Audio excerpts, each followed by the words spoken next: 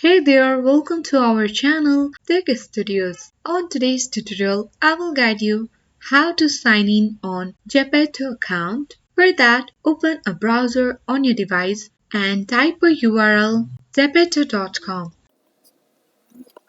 Once you have typed in zepeto.com on the URL, you need to press enter on the keyboard. This will take you to the official page of Zepeto account where on the upper right corner you will find the login button.